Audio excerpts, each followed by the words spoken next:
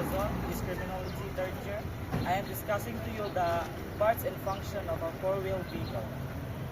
So the first part that I discussing to you is the battery.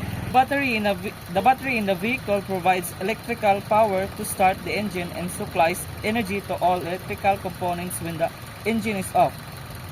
The second part that I'm discussing to you is the headlight. Illuminates the road ahead and improves visibility at night during adverse weather condition. And this part is a hazard. Hazard lights activate all signal lights simultaneously to warn other drivers of a breakdown or emergency situation.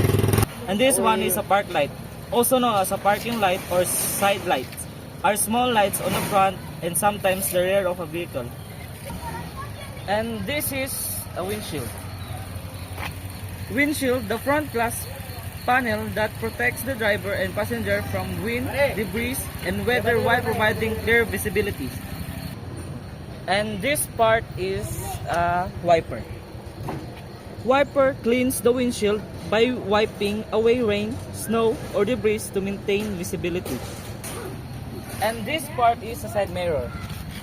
Side mirrors on each side of the vehicle that provides a view of the areas beside and slightly behind the vehicle, crucial for safe lane changing.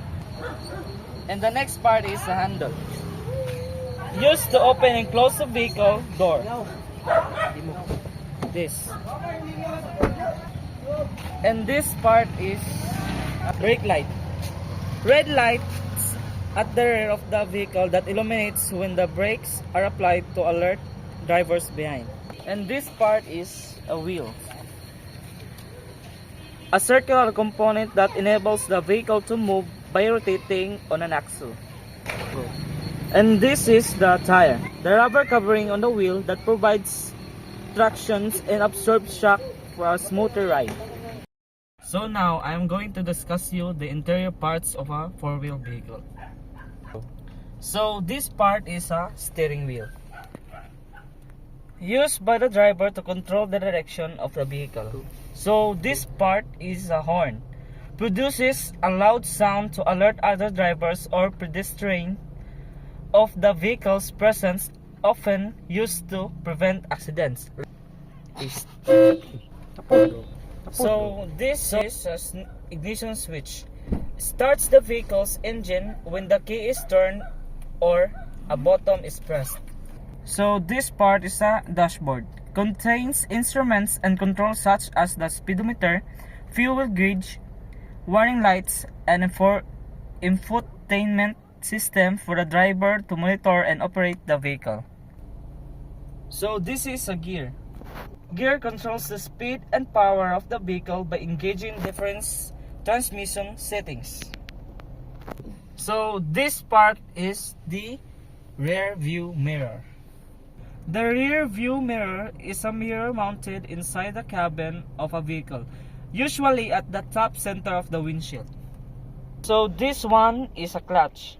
It's a crucial component in a vehicle with a manual transmission. It connects and disconnects the engine from the wheels, allowing the driver to change gears smoothly. And this one is a brake, are one of the most critical safety components of a vehicle, designed to slow down or stop the vehicle by creating friction, like this. And this one is the accelerator, also known as the gas pedal or throttle. Is a pedal located on the right side of the driver's foot wheel. So this one is a hazard switch, also known as the emergency flasher switch. Is a control in the vehicle that activates the hazard lights, like that. And this is the window switch. It's a control button located on the vehicle door panel or center console that allows the driver or passenger to raise lower the windows electronically, like this.